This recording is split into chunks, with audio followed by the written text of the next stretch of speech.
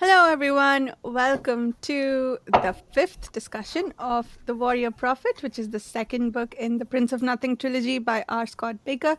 We are reading this book about 100 pages every week and meeting up to discuss it once again every week. If you'd like to join us for these discussions, either here in the group or on the forum, consider joining the Patreon forum. I assume after we finish this book, we are scheduled to finish it next week. We will pick up the next book right away, which is The Thousandfold Thought. Yeah. If you've just been listening along with us, thank you so much for listening and all your wonderful comments. With me, I have the usual group of friends. Steve, would you like to start us off with introductions? Sure. My name is Steve, and this is my second time reading The Warrior Prophet. And I'm excited to hear what everyone's thoughts are. We'll get into it, I'm sure. But there's long stretches of things, and then there's like little tidbits dropped in. So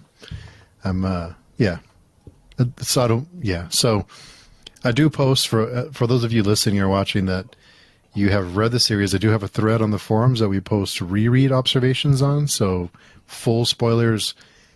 And there's a couple of things that I'm adding to that thread after these few chapters. So just saying.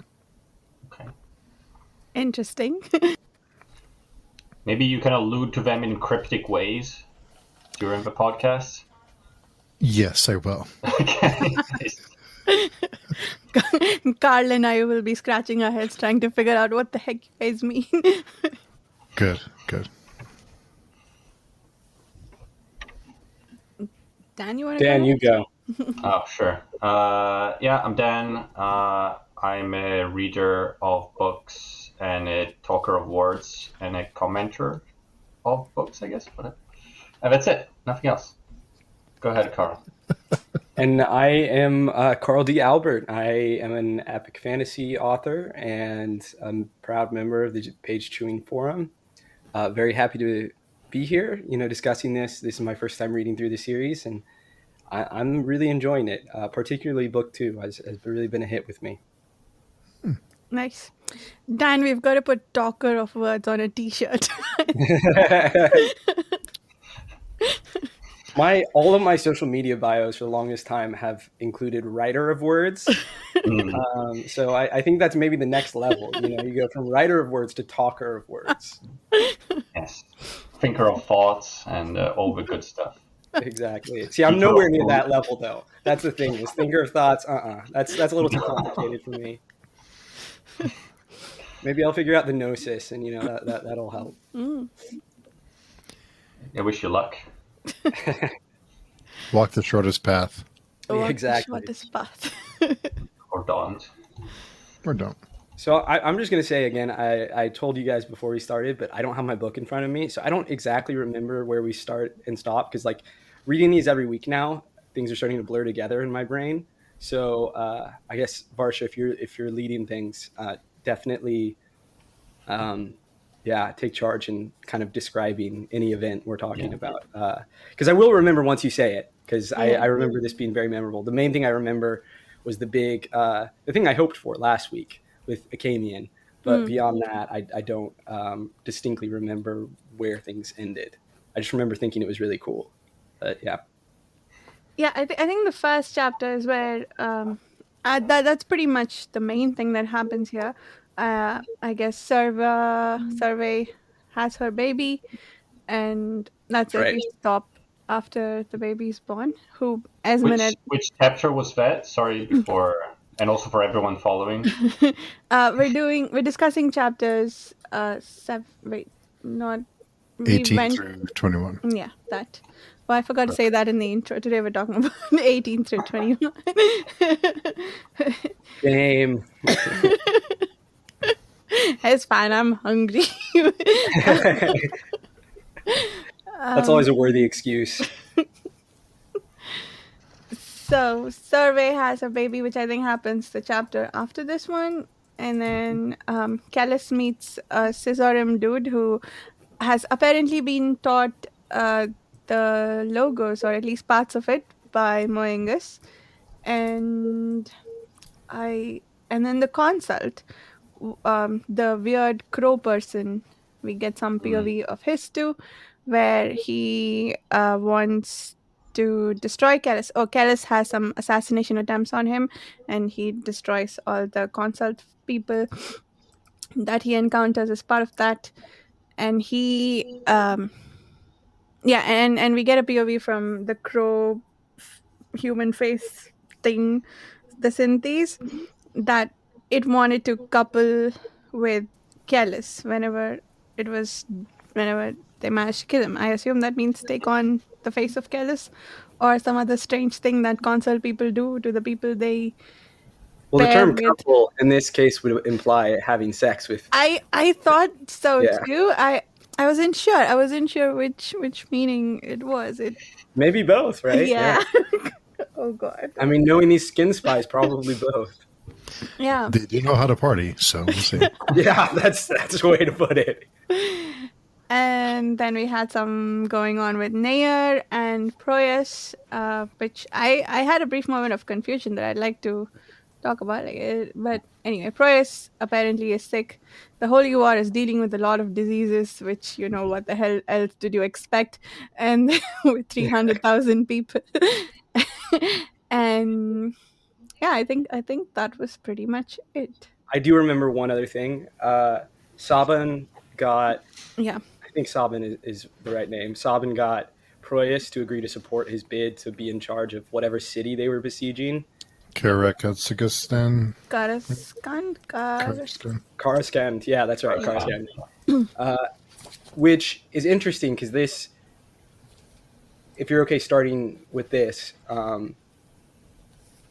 I believe is sort of an attempted parallel of what happens in Antioch, and you start seeing these establishment of Crusader states in the First Crusade. And you had one of the sort of leading princes kind of peel away from the crusade and stop and just like take over Antioch after they had besieged it, which is interesting because I assumed Osgiliath, I think was the name or something like that. The early battle, I just assumed because the name and because Antioch was one of the earlier battles in the First Crusade that was going to be the stand-in and that they just skipped the taking it over. But apparently not. Apparently we went around.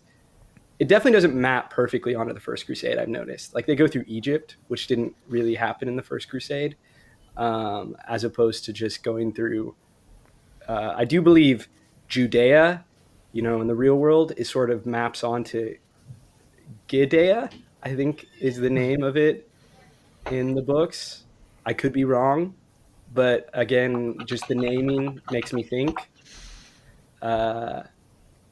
But yeah, anyway, that was my little historical anecdote for the day. And so I was intrigued by that Sabah seems to be finally peeling away and establishing his own little principality.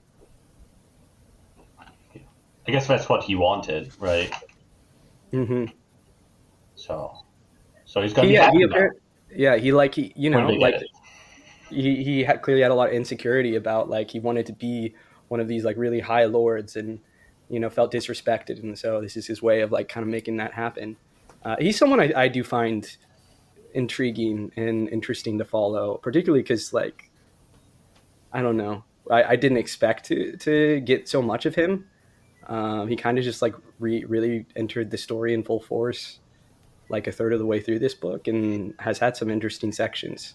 He still had it was really his POV we got when we were on whatever the big battlefield where the no god died. Is it Managata? Yeah. Where he had the whole out of body experience, which we are later told several people also did, but maybe this one was slightly different than the others. Do we think, like, I was slightly unclear on that. Was Keles going to allow that to happen? No, Keles was the one who presumably gave Sabon the, I guess, his blessing to go demand the kingship of this city. But did it seem like Proyas was going to actually agree with him, like that he was going to fulfill his promise? I kind of got the impression towards the end there that he was going to not follow through. on his agreement? Or was it, or at least I got the sense that Sabon wasn't going to get what he wanted. Was it because Confus was going to interfere? I feel like something was getting ready to fall apart there for Sabon, but I can't remember what. Confus wasn't happy about it, if I remember Mm, right. That's the big thing. Confus, he's all like, this is all Mansuri land. It should belong to all of them. They're reclaiming it. mm, On top of that, I mean, he's the one who's, pushing the assassination of Kellhus. One of the ones pushing the assassination of Kellhus, right? mm. Yeah, yeah. Yeah, he plots with sorcerous uh, uh, to kill Keles, and they fail miserably at it, as we see Yeah. later on. I feel bad for Compass. He's just like, all his carefully laid plans over time. He seems so smart, everything planned, and it never goes his way because of these, Kellhus and other meddling people. Yeah. I have no sympathy for. I don't know why. I can't. Again, I can't explain why I like Proyas, who also sucks, and not Confus. Confus, I like. I'm like, oh, okay, I hate Kellhus too, but like, for some reason, I don't root for him. Like, I guess I just find the Nansuri so annoying. Oh, You know, okay. I think it's just all of them. Like, I not just Mm. all of them, but that family. You know, Mm, I think I just like find them so comically inept, and Confus isn't even inept. Like, he's clearly a very skilled general, but I don't know. do I you like think? his arrogance, but Proyas comes from it. Like I think we've seen, like it comes from a place of good, I guess, or he wants to do good, right? Well, I Confess, he's doing yeah, it for his own, for himself. He's not trying to do it. right, He doesn't like to himself for what he's doing. Like he doesn't, he's doing it just for himself, right? right. I think Maybe yeah, I that. think that's it. Is that I do feel like Proyas has like he's a zealot, but he has a slightly better heart. I feel like, and he also has more inner turmoil about it all. He's Yeah. more conflicted, which I think makes him more interesting. Or at least more sympathetic. Where I'm like, I'm Mhm. instantly like, okay, I get like this guy at least is like questioning, the bad things he's doing, as opposed to Confus, who's just like, I mean, it's been bred into him, right? They all are just like so full of themselves. But it is fun. I mean, I'm so glad we have a character like Confus in the Holy War, just constantly grappling, and trying to kill Keles. Yeah, I agree. I think Proyas has a certain sincerity to him that Confus completely lacks. Uh, I think there was even a little bit of a Confus POV monologue in which he looked down upon the cause of the Holy War. So he's just in it completely for his own purposes. He's not even pretending to be along for the religious reasons. Um, but Proyas is only there for the religious zealotry, which makes him unlikable in other ways. But just in terms of sincerity, I think he's pretty likable. Uh, Minus the part where he completely ill-treated Akamian, but I mean, it's understandable, yeah. right? And I think it's like he wants to be a zealot, but Hmm. he doesn't, like he has too much conflict. Like he doesn't want to have a conflict, but then he has it, which makes it a bit more interesting, right? Yeah, yeah. Oh, yeah. I guess he strives for the lack of doubt, but then Yeah, since I guess he cannot not doubt, maybe because of the values that Akamir instilled in him.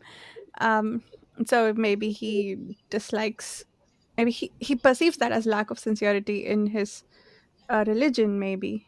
But maybe yeah. that's why he feels the need to keep justifying his belief or keep reasserting the strength of his faith. That makes Oh, sense. absolutely. Yeah, I Yeah, think that absolutely plays a part in it. yeah. I like that interpretation. That's really cool. Yeah. What do you think of Sabon's faith? Do you think he's a um, extremist, is a fanatic, or what do you think about him? I mean, he's willing to sort of, I don't know, it it is fanaticism, but given where he's willing to place the belief, I suppose He believes that Keles is this prophet or someone who can give him what he wants, right? But he was also starting to doubt him when the bad things happen in that first battlefield. So it feels opportunistic, his faith. Okay. Um, but I agree. yeah. I mean, I think by a lot of particularly sort of like modern standards, we'd still think of him as a zealot. But I do think his faith is really opportunistic. I don't think that there's a sincerity to it like there is to Proyas, who genuinely is doing what he thinks the gods want, versus Sabah, who's like it's all an excuse really for him for his pursuit of power. And I don't think he's even fully aware of that. I don't think he consciously is thinking about that, but his insecurity clearly motivates so much of his actions and his. I mean, you just see it. That's the whole thing, right? With him taking Karaskan, is it was like he just wanted to feel big, and this was his opportunity for that. And maybe it advances, the whims of the Holy War, but that's not really deep down why he's doing it. Hmm. Yeah, I do feel like he's and honestly, I can't say that there's enough that we've read so far to support this claim, but I think he's cherry picking what he believes in, and based on based on whether or not it will give him the outcome that he wants. Kind of like with superstitions, right? You have a superstition, and then you you cherry pick all the data to support that superstition and ignore all the ones that Right. don't. So Well, uh, I think I agree with you, first of all, but I also think it's worth saying that like that's something that everyone does, yeah, yeah. right? Like different people do it to different degrees, but like whether you have any type of like faith in anything, you create kind of your excuses to justify your own values, essentially, right?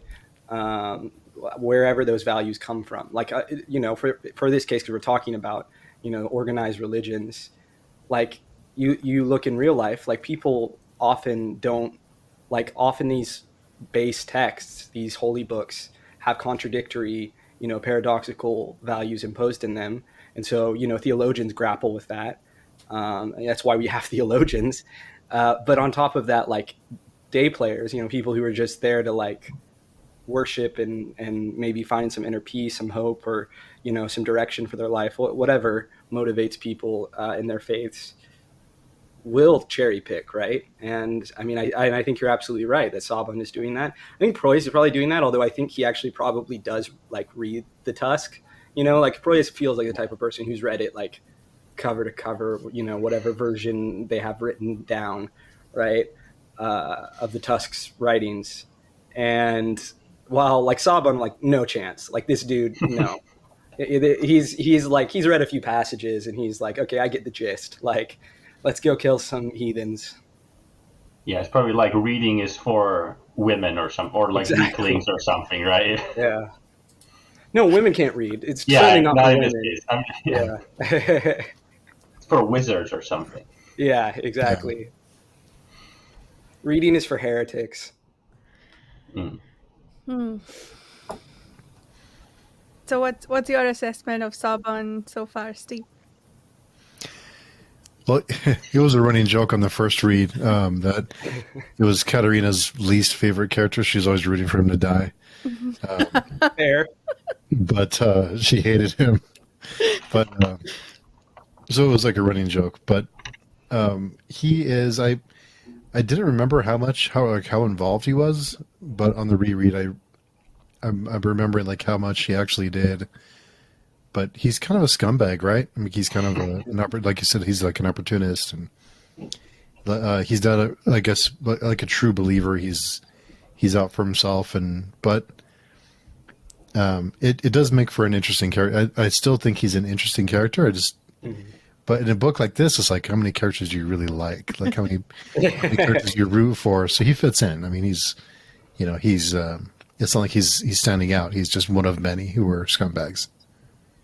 I'm really glad, again, from a personal like dramatic desire for drama, but also like from that sort of kind of fan of the history of the period, that we're finally having kind of the establishment of these crusader states, because that is such an interesting aspect of that like period, that these groups like peel off and like essentially set up like colonies, build up their own kingdom, and they're surrounded essentially by who they view as like the enemy, right? It's like it's just rife for drama. And again, I'm holding on to my theory that Kellhus is going to become king of Shime.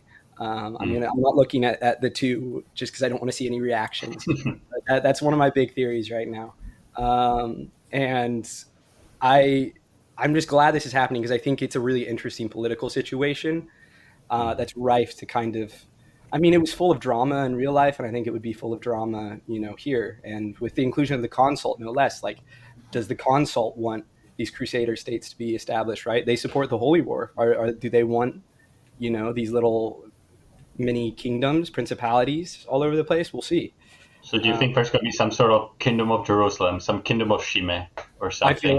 I feel like there will be, because to me that's like the most important outcome of the First Crusade. And so if you're going to base any war on it, it seems strange to me that you don't include that at the end.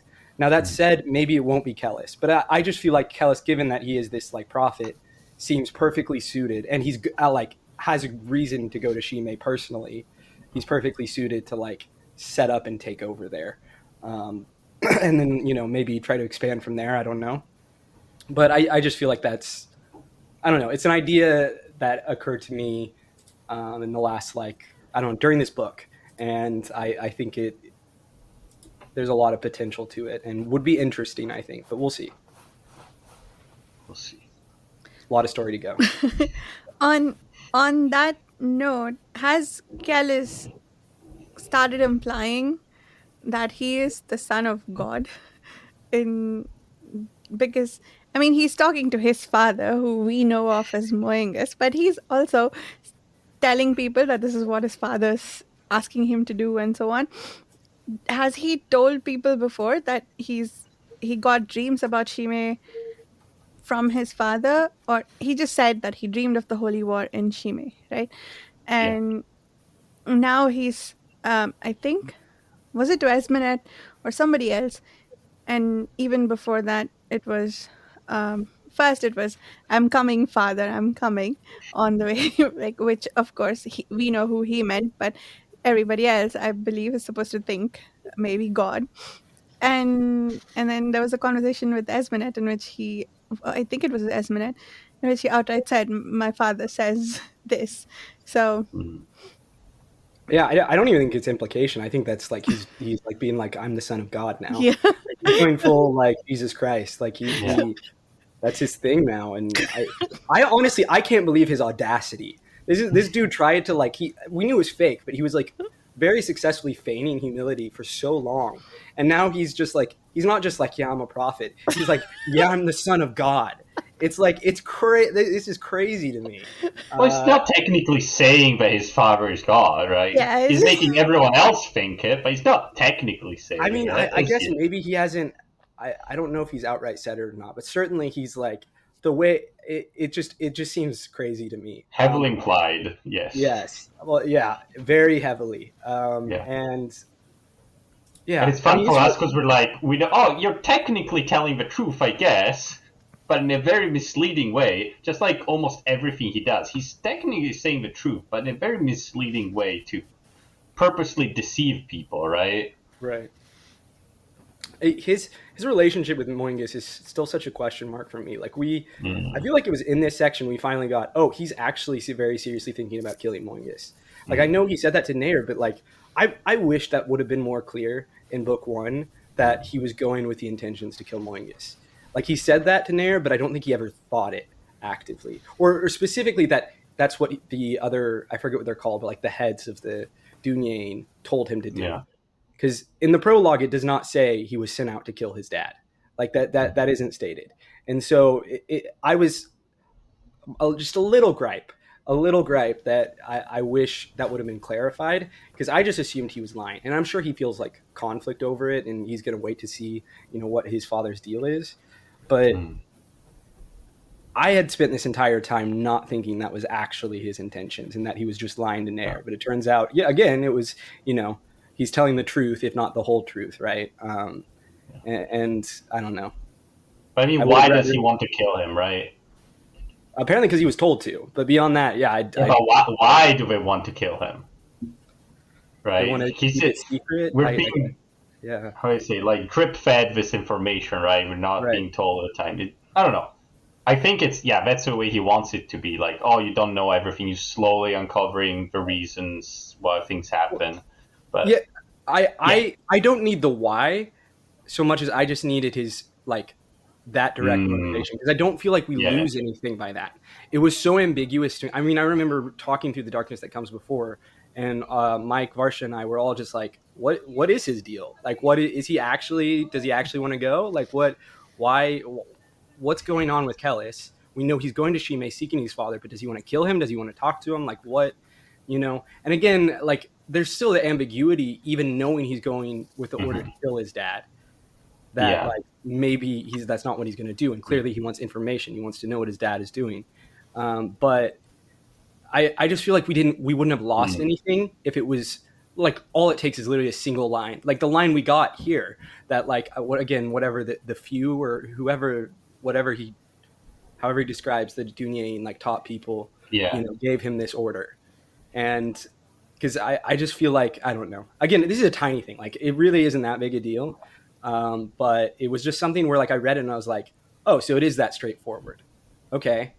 Again, there's still the ambiguity, right? Like Keles is going to do what Keles does.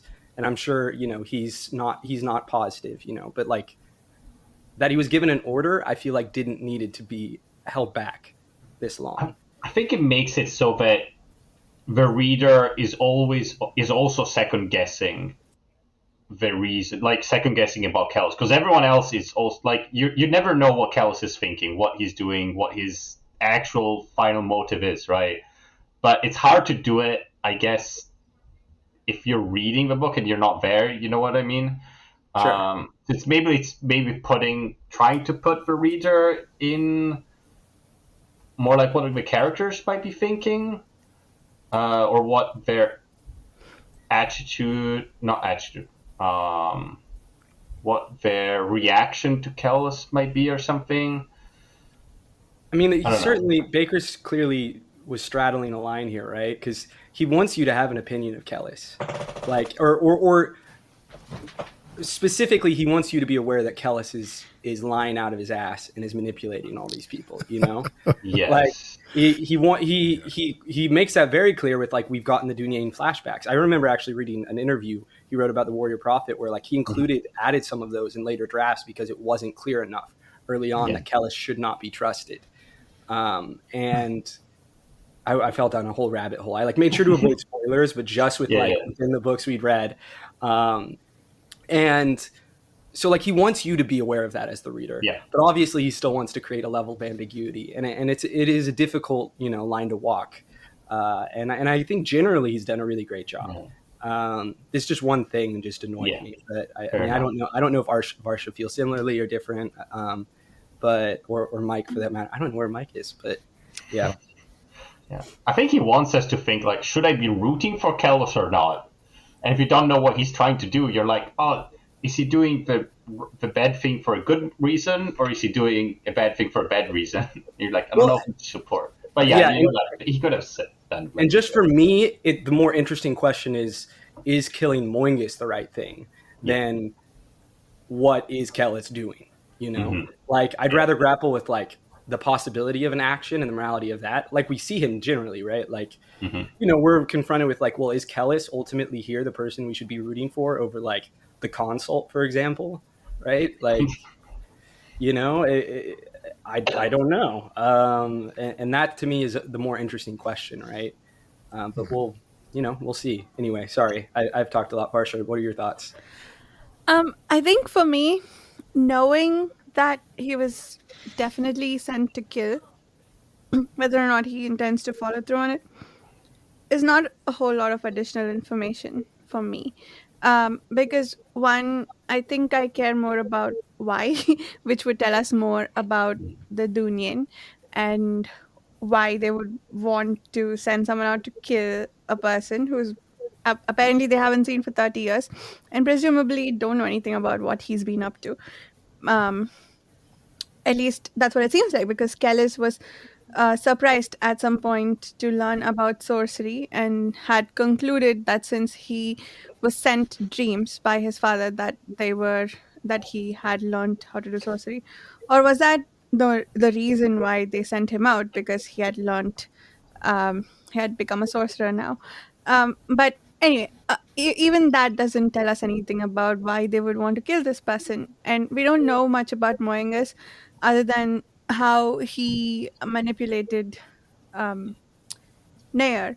It is possible that they want to keep their secrecy and they got some information from the dreams that they want to that he's been spreading the logos. Like we found out for a fact that he did in these chapters. It's possible that they don't like that, and because we know how Keles kills people off after telling them that he's Dunian, right? So maybe it's the secrecy they care about. But just knowing that they definitely want to kill him is it did not give me a whole lot of additional information, because there's still the why, and also the ambiguity, like you said, Carl, about like he may or may not follow through. He's probably going to do his own analysis and decide whether to follow through with it, especially given the way he talks to, like, he keeps does anyone else after reading the series go what does this mean, father, when they're thinking to themselves? I do that. So That's amazing. Yeah. but the way he talks to him, maybe maybe the Dunyan don't have feelings for other people, or like don't have emotions or family bonds and so on. But from the way Keles thinks about his father, like at least in terms of what does this mean, what have you sent me to do, etc., etc., it does feel like there is some sort of emotional bond there that he may have to struggle against, especially with what happened with Nair. So for one reason or another, he may or may not follow through with it. So overall, I don't feel like I have more information than I had before. um but that's just me. Like it's perfectly, yeah. And we know his hand can be stayed by emotion. He's Mhm. not perfect, right? Right, yeah. He spared Nair when he should not have. Right, yeah. I mean, thank goodness for that, because the story is richer for having Nair in it. And I was not ready to be done with him yet. I want him to cause more chaos. He's weirdly like growing too. And in a series like this, I keep waiting for the like he's gonna turn again and become like worse than ever or something. But I feel like he's like actually maturing as a person, which is very compelling Mhm. and strange to watch. Anyway, that was just a side thing. But Kellhus, I'm curious. I'm going to not look at the others because I don't want to get the reaction. Do you think that they are that the Dunyan are so secret because they were like almost wiped out, and that like this is some sort of like self defense thing for them, that they want to stay in their little holes? Do you think it's because they have larger plans for the world? Like, what are your thoughts, Varsha, there? Hmm.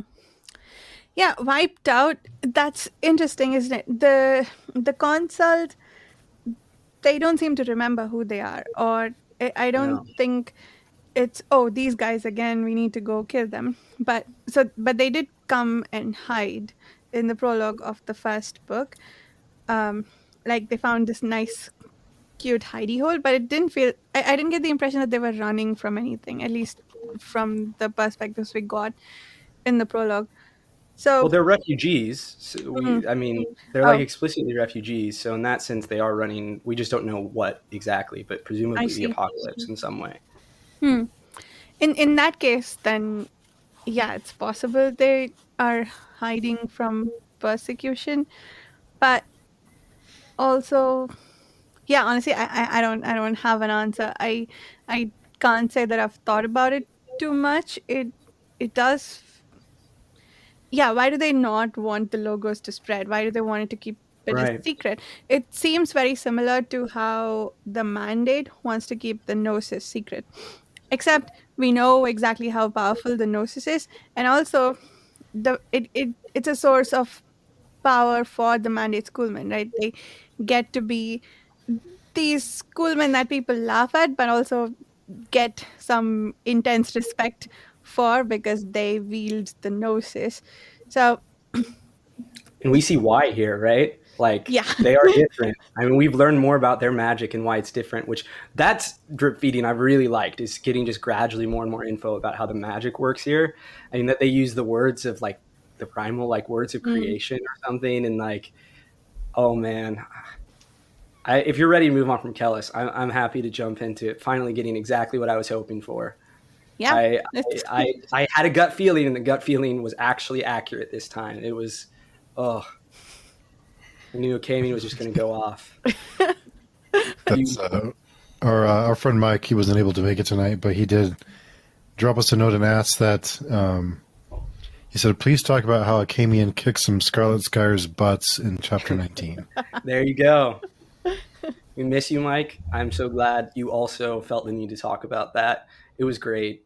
I mean, Akamian not only being one of the more likable characters, but also just like, because he is kind of like pitiful at times, like he's kind of pathetic. When he goes off and you see what he's capable of, it's so satisfying. Especially these Scarlet Spires guys were freaking asking for it, like torturing him, you know, torturing Zen, who's also a relatively decent person. Like, oh man, I mean, it shouldn't be torturing anyone, but like especially these two guys, it's like, oh, it was so satisfying. The moment where like the seal broke, I was like, there we go, this is it. It was so good. So good. I think the Scarlet Spires were also like, you know, it's like the moment in movies when they captures, you know, they capture someone and then something happens and they turn and they're like, oh shit, he's free, right? Yeah. They knew they were fucked up. It was such a cinematic moment. Like I could see it filmed in my head. Like that's one of those moments that like, if this ever, you know, I think this is probably too niche and like maybe too dark to ever actually get made. But if it did get adapted, this would be one of the moments that like it's just so perfectly set up for like a movie or TV show. Like you can just see the cuts and like, oh, it's so good. Yeah. And the freaking little doll came back. I didn't. That was a great payoff. I didn't actually expect that. But that was delightful. A creepy little doll. Is that orange tabby? Sorry. The orange tabby too. Oh yeah, that's right. What was the orange tabby's thing? It's just a street cat. Did we see it before? Okay. Got killed. Interesting. We got its POV, which was so random. Yeah. I mean, we know why, but I just remember reading that and be like, are we reading from a cat's POV? Like, what? Are these weird marionette / doll things a D&D thing? Because Malazan has one of those. And yeah. Are they?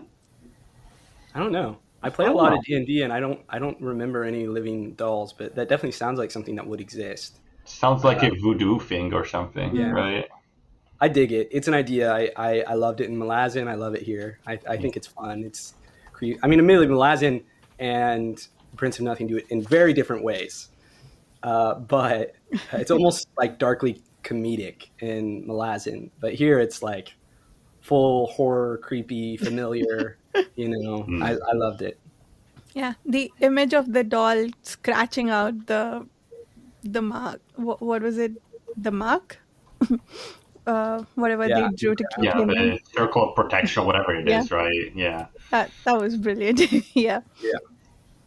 It almost made me feel bad for Cinemas because he didn't need to be there, but he because the Vati doll would have rescued Akamian anyway, so he just got hurt for nothing. Not that he knew that going in, but that was really unfortunate. It was really sad. Yeah. It's just one of those things that's very sort of realistic. Sort of like, how many times in life have you thought, oh fuck, I didn't need to do all that stuff that I did, but didn't turn out very well. Yeah. I really appreciated that sort of like subversive choice. You know, I mean, it reminds me of in Game of Thrones. You know, there's this sort of similar situation that happens in the TV show, not in the book series, that is something that I think it's done worse in the show. It just gets a little cartoonish, some of what happens, but I like that, where you have this like the classic breakout and it just doesn't work. It just doesn't. And then they're in even worse shit than they were in before. It is very compelling and heartbreaking. Yeah, yeah. Especially because even though Akamian cares about cinemas as much as he does, he couldn't, I think, because of the whole intermingling his consciousness with Seshwata thing, he couldn't bring himself to acknowledge that his friend, he had to do something for his friend. It's like it was really heartbreaking to read. What was it? Who is he, or who are you, or something, when Yeah. it's Akamian as Seshwata thinking, I don't need to worry about this person. That was so cool too. I mean, it was heartbreaking, emotional, but like I also had to like, oh man, like Seswatha really is in him. Yeah. I mean, I guess you can debate, like, is it just the memories? Like, does that influence his psychology, or is it like a spiritual thing where literally, like, if souls are real, is part of Seswatha's soul in him? You know, that was super cool and freaky, you know, and sad, like you said, but just very interesting. Yeah. It also makes you think that it's kind of like the Scarlet Spires, what the hell are they trying to do? Because I think they say it themselves that the mandate schoolmen are very good at torturing themselves with their dreams. What can they possibly do to make what they experience worse than what they dream about every night? But I think they said it also. Like they've never been able to. Like they've done it many times, and every time they just kill them at the end, right? yeah. Because they can't get it. So even Akamian was like, well, I guess I'm going to have to go through that because there's no other choice, right? He doesn't have a choice, and they don't really have a choice. It's just going to end up like that, right? Yeah. Except for the Vati doll. Who said its name though? Did Akamian? It felt like its name was said much later than after he got captured. At least that's how I read the timeline, but could be wrong. Maybe it was just him. What you mean, like to activate it? Yeah, the first time we get the doll's POV from the library, it says that its name had been called, so it woke up and got out of the building. But I don't remember. But I felt like that happened a long time after Akamian's capture. So I figured if it was Akamian who called it, that should have happened a while ago. But maybe I just have the timelines all messed up in my head. I'd have to reread it. Yeah. Must do. But I think it's a very also nice chapter to see again and to reinforce how much stronger the sorcerers are than any other person. Like the Scarlet Spires are so much stronger than a normal person because it's so easy. Like it's like Sinmos. It's like how would he ever have managed? Like they also say that. Yeah. Like, what did you think you were doing? Pretty much.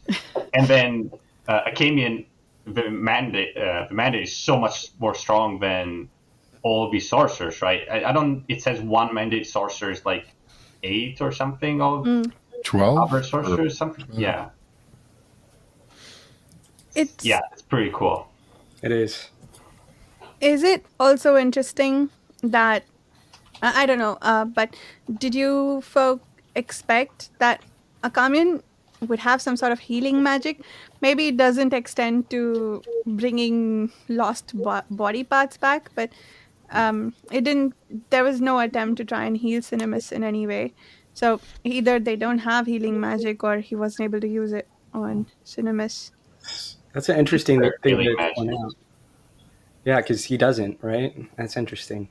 But have we seen any magic that's not destructive? I'm trying to think right now. That's also a good point. Yeah, I don't know that we have Any useful magic? Any like I don't know, find water, create a dam, or you know what I mean? like grow plants or something. Yeah. Have we? Yeah. Rescue get out of a tree. Yeah. I think pretty much all counts of magic we've encountered have been setting things on fire in some way. Yeah, really. For real. Is that a property of magic, or is just a property of men and what they would do when having power? They would just use it for burn things down. Yeah. I feel like it's got to at least be partially the magic, or at least the men's understanding of magic, because like healing and all this stuff, if they could do it, would be so useful. You could get so rich. Like if you're talking about in pursuit of power, like it's not like healing someone isn't a useful thing, or growing crops. Like these are wildly useful. Identifying, rare metals in the ground, like any number of things. But certainly they seem to be particularly good at destroying, which does speak to their character, but I think also must speak to at least their understanding of the magic to some degree. I mean, I guess it makes sense. You're in war, and I don't know, the healing thing. That's really interesting. That we haven't seen any healing magic at all. Does it exist? I don't know. And did we get any sense that performing the magic takes something out of the sorcerer? Like they are more exhausted for it, or it feels like they have unlimited capacity, right? It's not like a video game or something. Like it doesn't seem like there's like a mana bar going down. Like it kind of just seems like they can do whatever if they're capable of it. If they know the words, if they know how to tap into it. Which is very cool. Makes them even more strong. Because like a lot of the time you're like, oh, it's a video game. There need to be a balance, right? In real life, it doesn't need to be a balance. There's no balance here.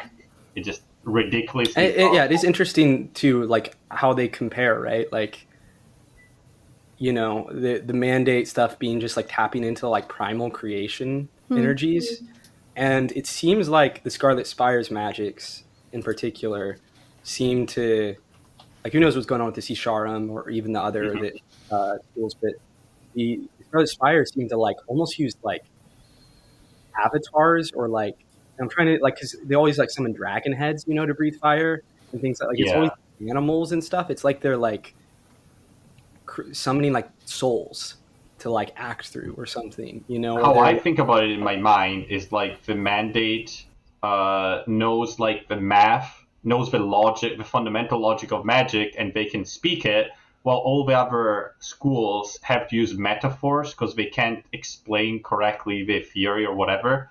Like they can't be as pure, so they have to use metaphors. They have to use like, okay, the mandate is using logic, the other schools are using like poetry or something to do the magic. That's how I imagine in my mind. Yeah. I like that. It's even called I don't know if this is the word that Akamian uses, but he says it's the analog school of sorcery, right? Yeah. Using analogs and equivalents for doing the magic. I think the magic is like they describe like straight lines and geometries, very like pure sort of math stuff. That's how at least I imagine how it's sort of described, right?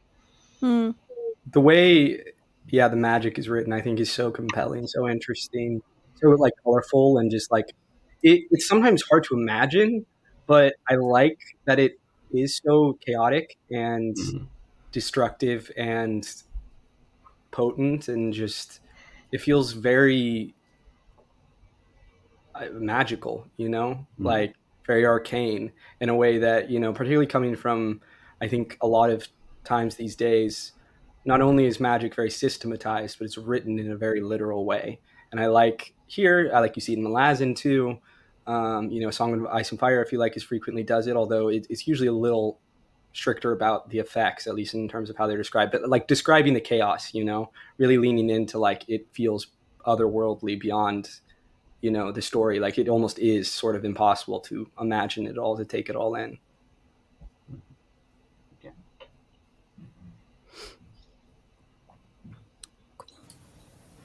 So what did, because we talked about Keles, like at least implying that he's, the son of God. What was everyone's reaction when he was afraid? Remind me, he was afraid when he saw the Sisarim, right?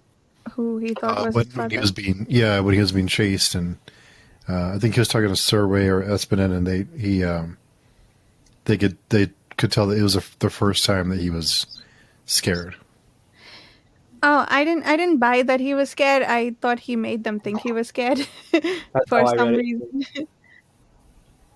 Yeah, that whole scene was really interesting. That everything from the birth to like the Sisharum spy. I mean, that they have their own sex. That was an interesting reveal. That was something too that, like, before we ever met that guy, it seemed like Kellhus, like, very confidently thought his father was one of the Sisharum, which I don't know if he just like made that assumption, but I felt like he didn't, or we didn't at least, have enough info to like really be confident about that. But he seemed really confident. But I mean, that confirmed it, right? Like his father is clearly large and in charge, at least over a sect of the Sisharum, which, whew. and they drink the Kool-Aid. I mean, they're the same way like the Zadunyani, Kellhus's worshippers. They are willing to fall on their sword just to pass a message along.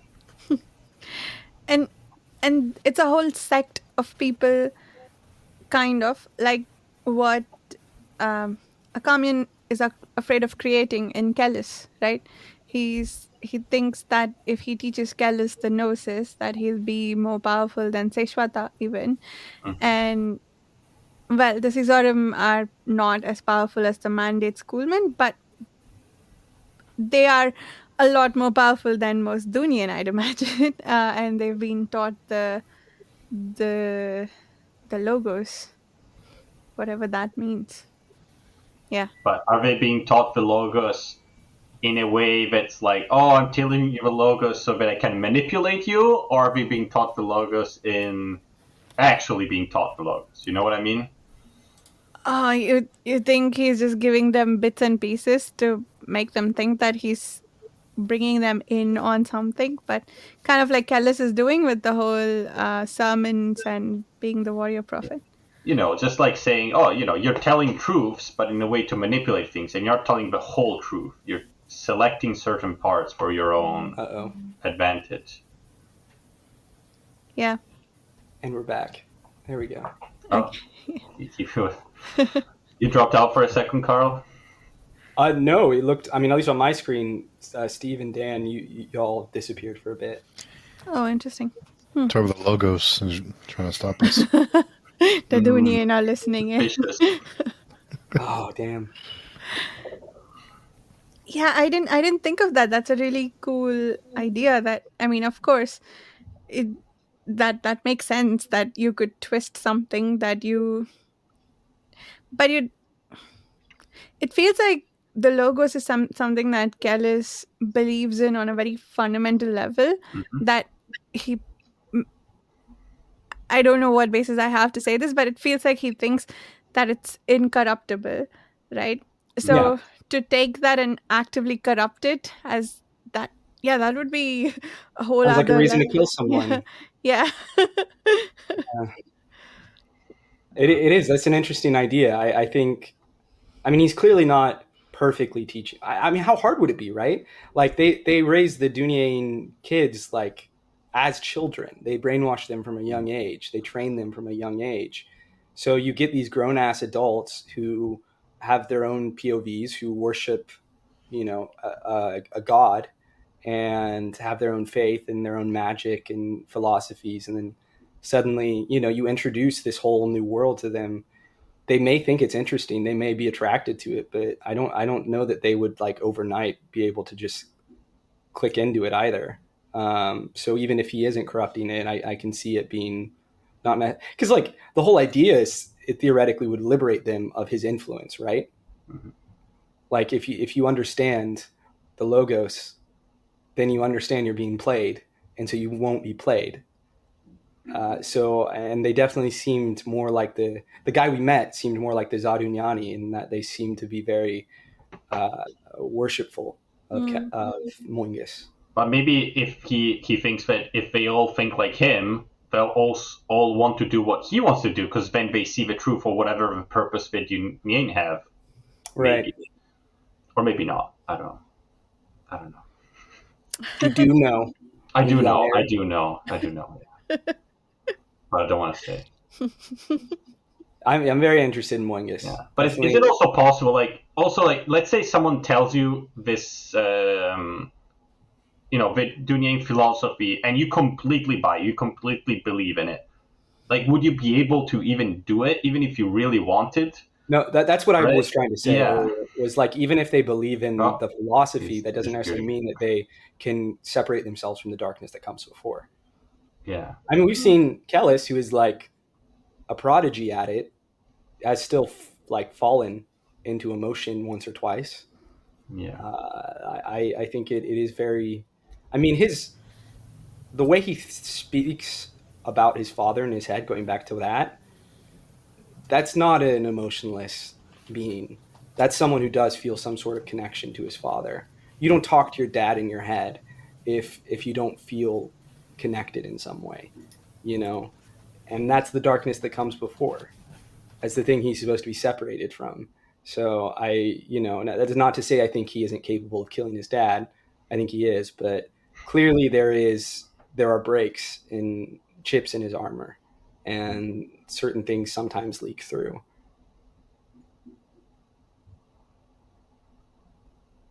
Maybe. Maybe. Maybe. For someone who uh, is as logic driven as he is, he made a lot of assumptions when he ran into that Caesarium. I Yeah, I think he said he looked at this reflection of himself. I had a sinking moment where I'm like, Moengus is not Maithanet after all. But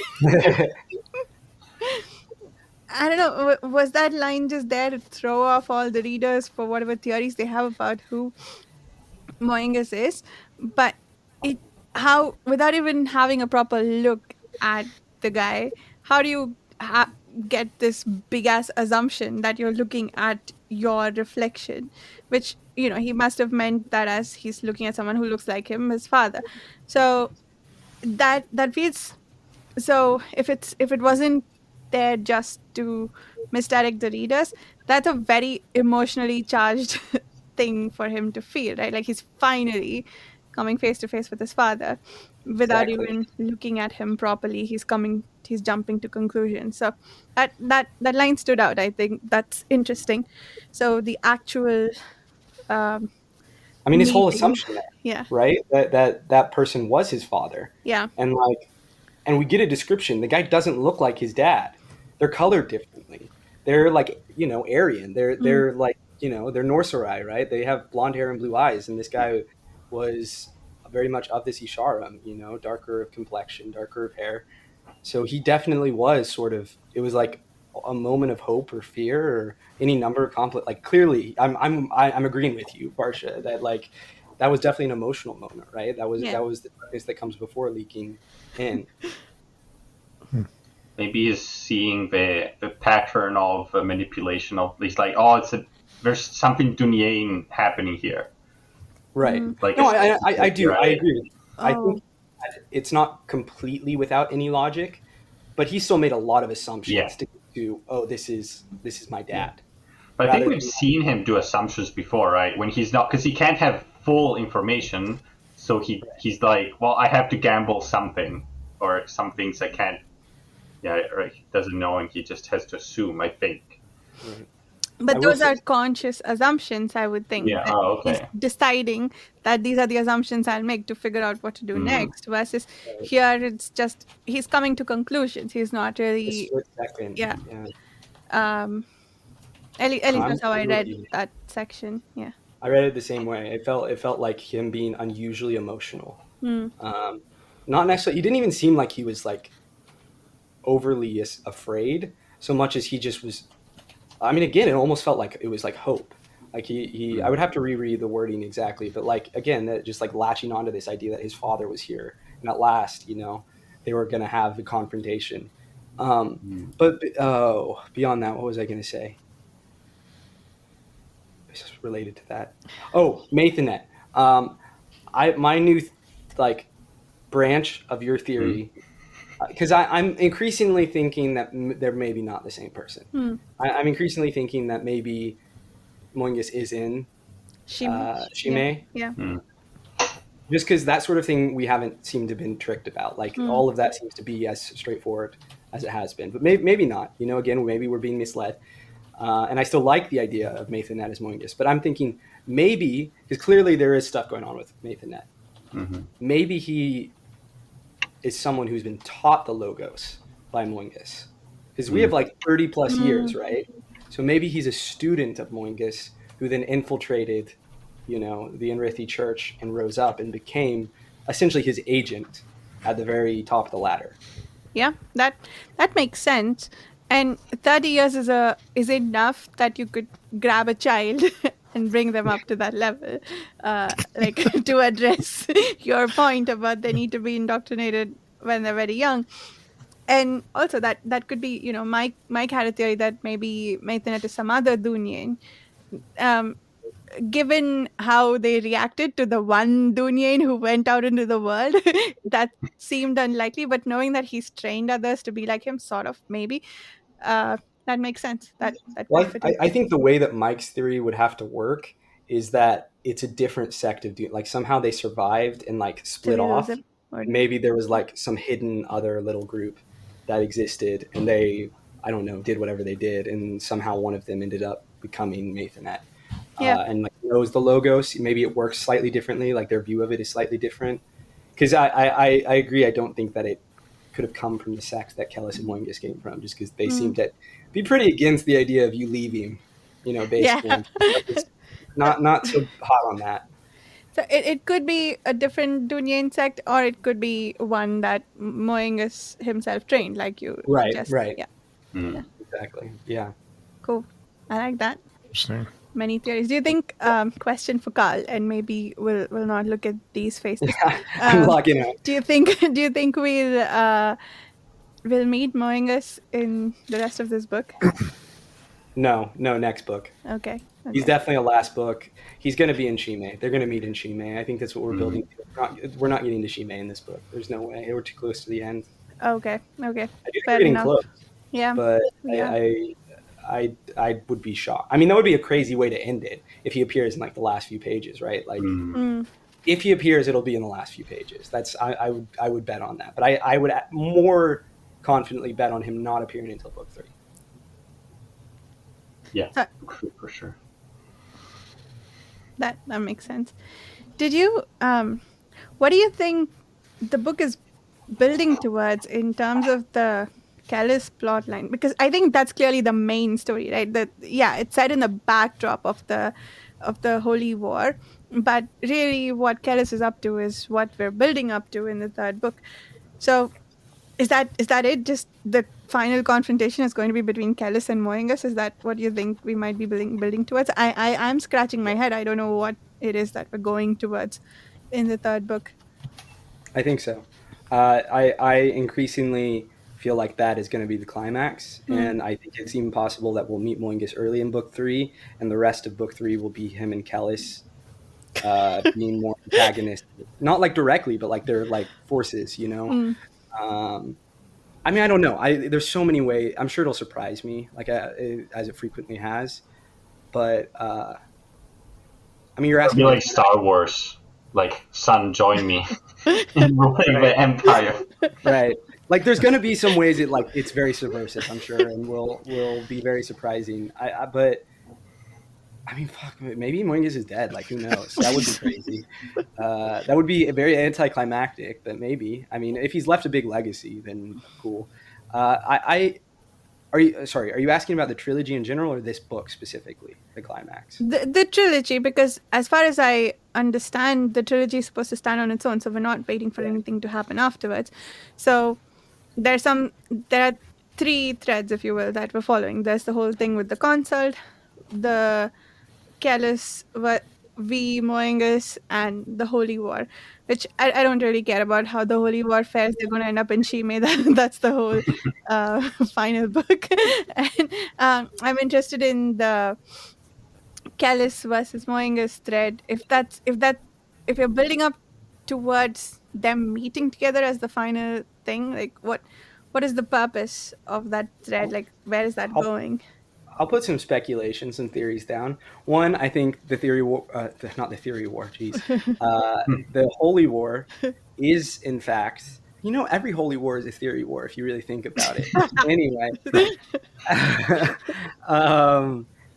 the Holy War, I think, will finish. It will end at Shime, and I think the Enrithi will win, just because that's what happened in the First Crusade. It's the only crusade that the Christians really actually won. And then I think Keles will become king of Shime. Maybe not, but I kind of feel like that would make sense dramatically. I think he and Moingus will have a big confrontation. Like, because if you think of this structurally, right? So the prologue starts off with Keles leaving home to find his father. So naturally, the ending is probably going to tie into that confrontation, right? The beginning of the story isn't about the Consult. We don't really even get into the Consult until we get to Acamian, which is admittedly like chapter 1. So I do think the Consult will tie into things, but I don't think the Consult is going to be like the big bad. I think Crow Guy is dead. I think Crow Guy is going to get killed probably by Keles. I do not think he lives out the trilogy. They're gonna give us like some, he's a lieutenant who's gonna get like whacked. It's and then because we haven't met any of the sorcerers in the Consult, so I don't think we're gonna get into their stuff really until the next 4 books. I think that's what that's about. As far as I know, it's called the Second Apocalypse. So, is that the whole series, or is that the next 4 books? Is that what it's called? I don't know if I should even be asking that, because that's probably a spoiler. But I think the whole series is Second Apocalypse, and the next 4 is the Aspect Emperor. Okay, never mind then. I mean, I don't know. Yeah. I'm still maintain I don't think we're going to see a big confrontation with the Consult. Like, we're clearly not in the apocalypse right now. Or are we? Well, I mean, we're maybe in like the early days. But Dan throwing in his difficult question. It'd be crazy if Spaceship Castle rises up and like suddenly next book is just about dealing with the apocalypse. Maybe all that's happening is like the initial, when there's like a prophecy and there's like, oh, this thing is going to happen and that thing's going to happen, it's like the prelude or the initial parts of the apocalypse, right? Maybe this is what this war is, or maybe not. I definitely could see, that's what I think this is. I think this is the road to the second apocalypse. I think we're seeing the foundation laid for what happens. I think the actual story of the apocalypse is the next books, which, as far as I know, have a satisfying ending on their own. That was one of the things I think Steve first said when we asked him, like our very first episode, is that like, while there's potentially more story to tell, there is a wrapping up. So I think that's what happens next time. And I think the focus here is the Holy War and Keles and Moingus. And the Consult are sort of like, I think the Consult is going to tie into it, but I don't think it's going to be like about defeating, Sauron. I don't think we're going to have a confrontation with the No God, right? Like, I don't even think. I think it's all Keles and Moingus at the end of the day. Do you think the No God will be reborn by the end of this trilogy? No, I think that'll be the next series, because that would feel like too much of a cliffhanger for a trilogy that's supposed to be contained. I'm just like trying to think of this on like kind of a narrative structural level. That's where I'm basing this. It's the same thing with like, you think of the Holy War. The Holy War, while it's sort of the main plot thread, it really is kind of, in a sense, a vehicle for Keles and Moingus' confrontation, which is the first thing we're introduced to. And at this point, I think it's very clear that Keles is like the main protagonist, even if he's not our primary POV. Like, he's driving the story, and he's on the side of the Enrithi, or rather they're unfortunately underneath him on his side. And then I think similarly, Moingus probably has, I think that's probably why we haven't seen more of the Kyanine as we've gone. As much as I wish we'd seen more, I think we haven't seen as much of them because they're more directly tied to Moingus, and Bakker doesn't want to reveal what Moingus' deal is yet. And I think he's one of their leaders and is basically doing what Keles is doing, but with the Kyanine and the Fanim, their faith and everything. Makes sense. Sorry, I need to interrupt you a second because I need to go right now. So thanks for the discussion. It was great. And till next week. Yeah, thanks. Bye, everyone. Thanks for joining us. Bye. Thanks. Bye. Cool. I guess, what else did we not talk about? Esmenet and Serwë and her interesting relationship with Keles. It's hard to read about. She's so in love with him. And she's beyond in love. She's obsessed. I like that she's like, again, that he's like liberated her in some aspects where she's finding this pride. But it's like, it's bad. Yeah. It's so bad. I don't know. A part of me, like, I don't know, if we did fractions with it, it'd be like 0.00001%. But a part of me thinks that Keles might reciprocate her affections on some level. Like, Oh, I don't think so at all. I, yeah, I know. That's a really nice thought, but I do not. I have no. I don't think he respects her enough for it. Like, I mean, okay. It depends what we mean by that. Like, I don't feel like he feels romantically like Mm, attracted to her. You know, like I don't feel like he has that sort of like that bond, however you want to define it. I mean, certainly romance is cultural, but I think maybe he's getting some sort of affection for her in the same way he clearly has some sort of affection for Nair, enough that he yeah, spared Nair's life. So on yeah, that, I could maybe get on board with. He's not necessarily aware of it, and yeah. he's actively trying to crush it, but maybe there's a little something there Uh, that I could get on board. I think, yeah, in as much as Keles is capable of feeling any sort of attachment to anyone, Right. I think he might for Esmenet and Serwë. But it's practically wishful thinking at this point, honestly. But yeah, I think the key for me is that he would not hesitate. I still feel like to throw them under the bus if he felt he needed to. You know, like I don't feel like he would sacrifice for them. yeah, Uh, yeah. Did you buy what he told Serwë when she asked him that the Sylvandi said that you gave me to him, and Keles explains to her that he was sure that she would refuse, and that's why he felt comfortable doing that. Do you buy his explanation, or was he just making up excuses? You know, I think he probably did think that through. I mean, I don't think that's why. I think he would have done it anyway. Like, I don't feel like he felt bad about it, but Mm, I do think he probably was aware that she would not go willingly, mm, and that Nair in turn may refuse her and let her go. Um, Certainly, I don't think like the way she interprets that is not the way that I interpreted that, right? Like it's not like, oh, I love you and you're so strong. I knew you would resist him, you know, like it's much more just like I thought through the actions of everyone, and I thought it was probably likely you were going to come back to me. And if you didn't, oh well, you know. oh well, that's the part that hurts, isn't it? If you didn't, Right. oh well.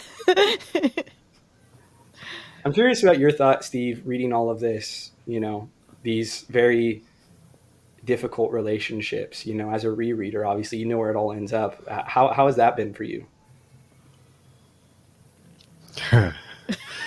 It's hard to talk about. Yeah. Yeah, I think I see more of the manipulation this time around. And Kellhus is hard because you can't ever really trust him. Like you don't really ever know what he's doing or what his goals are. Or if he really cares about someone or something, it's like he's not a person. He has an end goal, and that's what his mind is on. So it's really hard, and you stay guessing with what is he really trying to do. And in this section, it almost seems like Serwë and Kellhus are like a couple, like they're giggling and walking together and talking and laughing but is that Kellhus? Is it just in a means to an end, or does he really care about her? Yeah. Laughter is definitely not. I can't imagine Kellis genuinely laughing, like actually finding something funny. No way. That dude doesn't laugh. I mean, he laughs when he needs to laugh. He doesn't laugh because he like feels laughter. Mm, I don't believe it. yeah. Yeah. It he he's manipulating the heck out of those two women. It is deeply disturbing to see. To at the very least think that that's what he's doing, because that's what we've been led to believe. We don't get to be in his head a lot when it's in. Actually, we don't know, I think, except for some early glimpses we got into how he feels about Serwë, in the sense that how he intended to use her to get to Nair. We we have no clue what he's up to with Esmenet. No. So Yeah, I mean, with Serwë, it felt like it was pretty clear she was his tool against Nair, right? To use to manipulate Nair, and then apparently other men too. Um, Esmenet, yeah, I still have no idea. I can't wrap my head around it. I don't know what he's planning with her. no. Yeah, and is she still a valid tool against Nair? I feel like Nair has sort of uh, reached Vairagya over over that. I don't care about this anymore. Is that where he's at? So she's no longer a tool. It seems like so. We're kind of where um where he is with Esmenet. Like what's she to him anymore? Although, Well, with Serwë, there's the baby, which is mm, really important, yeah, and then I do think she's still a tool for Nair, even if not as active as maybe she used to be to mm, manipulate him. Like I think he would come back for her. I don't know that Nair would come back for Kellhus. I think if like Kellhus was in danger, as much as Nair has like weird feelings for Kellhus, I don't know that he would try to save Kellhus. But I mm, think he would try to save Serwë, if that makes sense. yeah, yeah. So You're wrong. Akami, yeah. So we know Akamian feels a bunch of relief when he realizes that Keles and Esmenet are possibly alive. And apparently he feels similar relief about Keles being alive as he does about Esmenet. So how do you think he's going to feel when he finds out that he's lost Esmenet to Keles? With how he reacts to her sleeping with other men, it's got to hurt him.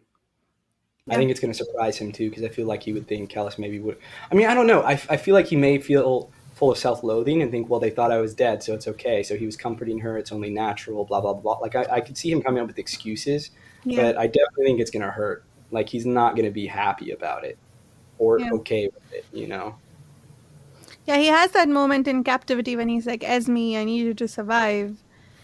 And maybe the fact that she listened is going to hurt. I think that's the big confrontation we're heading towards at the end of this book. I think that's going to be Mm, the emotional climax, is Acanian realizing that Esmenet is Kellhus's now. Because I think it's going to come down. There's something.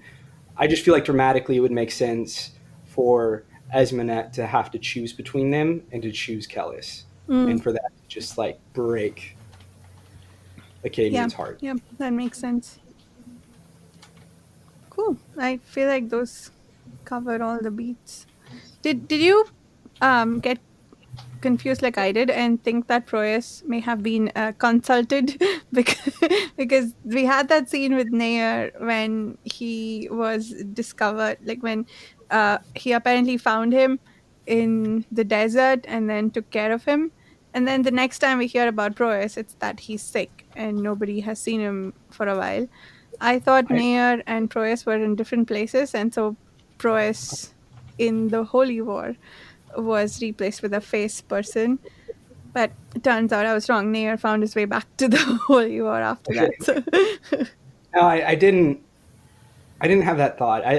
There was someone as I was reading, I was like, did they just get replaced by one of the skin spies? I forget who it was.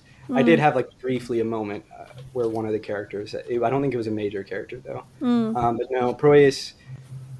Again, oh, that's all that story. The story between Nair and Proyas is interesting. I didn't see that coming. mm. They're an interesting duo. Yeah. Uh, I wonder if we'll build up to a decent relationship between those two men because Proyas, Nair thinks, I think, at some point in this book, that Proyas is like a son. And here, when Nair finds Proyas in the desert, Proyas gets a closer look at Nair and he's like, he could be my father's age. So, do you think we're getting into a pseudo father son relationship here? Do you think that's coming at all, or is that just not relevant or significant? well, I mean, I think their relationship is significant. It's been built up. I mean, you don't save someone in the desert, and that doesn't mean like Yeah. that's meaningful. Mm, And they've had a lot of scenes just one on one now. So I no, I think the relationship absolutely is significant, and I think it definitely will continue to inform both of their characters going forward. I don't know where it'll end. I have no idea how that's going to go. Like that's one of the things where it's like it's disconnected and not from the main story that I can't, like, I struggle to theorize about it. Mm. Yeah, yeah. Steve, you got quotes for us? I do. Nice. Yeah. There's a couple that I thought were, it kind of fits into the whole Kellhus thing. Page 452, no dog so loved its master as when it was beaten. Yeah. On 458, men often strike their sons to bruise their fathers. Mm. That I thought was a really interesting quote. That one I remember hitting me like, oh, that's interesting. That's a curious idea. Yeah. And there was one, and I honestly don't remember what this is referring to, but I felt like it was important. On 444, no more would she turn aside seed from her womb. And I think it's referencing Serwë, but I don't remember what that was in reference to. But No, I think that's Esmenet. She's no longer taking the like charm that kept her from getting pregnant. I think that she's now trying to have a kid with Keles. Is the idea? Yeah, I wasn't. Oh God! Yeah, I wasn't. Oh. No, Esme, Yeah. no. Please don't. But it's the whole gun on the table thing, right? Like, she's going to have a child. Yeah, now something is gonna happen. Okay, but I will say, like, if this baby comes out all right, no way the next one is. Like, we're gonna get a dead baby somewhere, or like a miscarriage. Like, I just can't imagine. She's pretty old. like, I mean, she's I think under she's 30, still, I thought. right. Like, I think she's still of an age where she can have a baby, no doubt. But like, the complications start to increase, the risk of complications, and like without modern medicine, no less, like I think there's a very real chance something goes wrong with a pregnancy she has. But I don't know, maybe she'll have another and there will be these two little princes, one of whom is actually related to Keles and one of whom is delusion baby. I'm still waiting for the Serwë baby to become a demon baby in some form, because a consult person slept with her while she was carrying it. Oh. Well, a little bit above on 444. Here's a quote: "You, Esmenet, are the lens through which all burn. You're the womb of tribes and nations, the begetting fire. Your immortality, hope, and history. You're more than myth, more than scripture. You're the mother of all things. You, Esmenet, are the mother of more." So This is the thing in response to which she thinks to herself that she wasn't going to reject seed from her womb anymore. Or just like, oh man, that he's talked her up so much. It's just like, what an incredibly like powerful mythic thing to say about anyone, and then to know that he doesn't believe a word of it. Yeah. Or if he does, like, is there a seed of truth that, like, no pun intended there, is that tying into his plans for her? We speculated like maybe he wants to use her to like help lead a new like movement in the faith, that kind of maybe is more just has different values. I don't know. We'll see. It is interesting. Yeah. This idea that we keep coming back to, that say this was so beautiful what Steve just read, and yet knowing who said it, in what context, and how they're probably going to misuse it, that taints it so much. So much. Everything Keles, he has the most like profound and like in a positive way. Yeah. Like he says some of like the nicest things in this series, and it's all fake. Yeah. He doesn't mean a word of it. It's horrible. There's so many there's so many things that Keles says that any other book I'd probably highlight and do a bunch of like bright thread episodes on it, but now what am I going to say about who said this? And like whoever's saying this doesn't believe a word of it himself. So The other thing that was interesting to me about it was I don't think you were in that conversation, Carl, but we were talking about this whole like whether some of the things that we might relate to are a bit preachy. I forget the context in which we talked about it, but some of the things that um, I don't know, things that tell you how to be a better person, whatever, if they feel preachy or if you can just relate to it on a fundamental level. And one of the things that I think Dan was in that conversation and we were talking about uh, what might differentiate whether it feels preachy or not, whether the author's doing the preaching or if it's just something a character's feeling that we can relate to, is if it's coming from different people versus like if different things that you're relating to is different characters are going through it or different characters are thinking through it, versus if there's one person who maybe represents the author or who maybe the author is really rooting for, who's doing all the talking of the things that you relate to or consider preachy.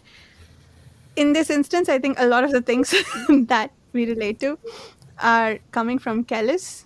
I don't know about relate to, but like a lot of the things that I tend to appreciate come from Keles, but the author's clearly not rooting for him. So where does that leave us in terms of like what to make of all of this? Well, I think there's a lot in what you just said, like a lot to discuss there. From sort of a writerly point of view, certainly you want it to feel like it's something a character would actually say, Mm-hmm. like that makes sense for their point of view. So I think that's important that you have that verisimilitude where it's like, you're not going to have someone without reason in a wildly different culture than your own start espousing the values of your culture, right? Mm-hmm. You want it to make sense, the words coming out of the characters' mouths. Um, and oftentimes, yeah, I think it is when you have different competing values, different philosophies, characters challenging each other on sort of those deeper levels, I think is often where you get the room to talk about some of those things without coming across as preaching. Um, and yeah, where does that leave us with someone like Kellhus? Like, how are we supposed to interpret it? I guess is what you're asking, considering Kellhus is the one saying it and Kellhus is lying out of his ass. Yeah, Uh, pretty much. I like a lot I, of the things that Keles says. I even relate to some of the things that he says, but he's the one saying it and he doesn't believe it himself. So, I mean, I think it's an interesting question. I think it makes us wonder, about the nature of like truth and lies, and like, what does a truth mean if it is true but it's spoken by a liar, mm, or someone who doesn't mean, it. I like, going back to Kellis basically inventing feminism, right? Like, yeah. I don't think the fact that he got Esme to like think of that and follow, Oh no. his train of thought means that the things he's saying were wrong. Mm-hmm. Again, I don't even think Kellis thinks of women as lesser. I Yeah. think he thinks of people as lesser, normal people who haven't embraced the logos, the shortest path. But it certainly is. It's an interesting idea, right? I think, I mean, to me, the most impactful part of it is it makes you want to be aware of the importance of motivation with individuals, and that they may say something. I mean, the classic thing to think about is like a politician, right? Mm-hmm. Who's like promising you something. Like, do they really mean it? And it gets even beyond that with politicians, where like, can they even achieve the things? Yeah. Famously in campaigns, people promise you the world, and they'll give you a fraction Mm. of what they promise, and that's not even necessarily their fault. I mean, all of that's just part of the game. But it does make me certainly more cognizant of the fact that, like, just because someone is saying something to me, even something that's very touching or very meaningful or impactful, doesn't necessarily mean that they like embody or Mm. truly believe what they're saying. Liars exist, manipulators exist. That said, I also don't want to take this and suddenly start thinking everyone around me is Kellhus. Yeah. That would also be unhealthy, and is not a good way to live. And it's just not true too. Most people are not like Kellhus, and that's even true in this book series. Like, Kellhus is unique Mm. among the people he's with, and in some ways he's unique in a strong way, in a good way, that he is able to think it would be hard for someone, an ordinary Enrithi, to think of women the way Keles starts talking about women. But, for someone like Keles, it's just logical. natural. Yeah. Right. At the same time, he's like a sociopath. He's like personal, like artificial sociopath. I don't know that we know actually he wasn't born wrong. He had feelings, and he still does to some. I mean, it's not like sociopaths don't feel things, but they don't have empathy. They struggle with it. I guess you can like train it, is my understanding, but to some extent. Anyway, that's a whole separate thing. Yeah, I don't know. I mean, these are all interesting ideas and questions you're talking about, Varsha. I think you could have a whole 2-hour conversation just talking about them, Yeah, we should do that. This is definitely something that keeps coming up, and I want to dig into a bit more. If you want to do a video on your like channel or something doing that, I mean, I'd be down to join in and talk about it. I think it's all very interesting. Yeah, I like that. Let's set that up after we finish recording. But yeah, let's do that. I like that. Cool. Any other closing thoughts before we wrap up? Any other quotes? I liked some of the epigraphs. I don't have my book with me either, but I liked some of the epigraphs in this one. Same. When we talk about your book, Carl, I'd like to talk about epigraphs because I love this concept of epigraphs, and I'm curious how you come up with them, because it's a whole other style of writing, right? Like just the epigraphs is a separate style. So that's again something that you could make a whole long video about. It's because it is its own can of worms. I love epigraphs too. I got so excited when I opened The Darkness Comes Before and saw epigraphs. I was like, anytime I see epigraphs, I love it. Malazan, I'm actually more hit or miss with the epigraphs because so many of them are very esoteric poems that I find it's a little harder to parse sometimes. Yeah. I mean, sometimes they're when great. I read it, I'm going to spend a lot of time on the epigraphs and poems, but yeah. This series has really nailed it for me, though. That it just adds so much color to the world, whether it is just a poem or, it's a big important piece of world building or something philosophical that makes you think and ties into the chapter. Yeah, epigraphs are wonderful. I love epigraphs. Not everyone does. Some people they just skip them, and I think they're dumb. Yeah. But no, I know people can do whatever they want. I really enjoy a good epigraph, though. Yeah, my favorites are still from Manifest Delusions. I haven't read it. I got to. Why I like it is because there's one quote usually from some big ass philosopher who has all these theories about how the world works, and then the second quote is from a second philosopher who thinks that the first one is a twat or an idiot. Oh wait, that's amazing. That's a great just like premise there. That's hysterical. Okay, I definitely got to read this. Yeah, and I think when we were reading that series, we were talking about like it's apparently recommended for people who like Prince of Nothing, and I'm beginning to see a lot of the similarities, which also I would like to talk about at some point. So yeah, we have topics for 3 follow-up conversations. Hell yeah. Cool. All right.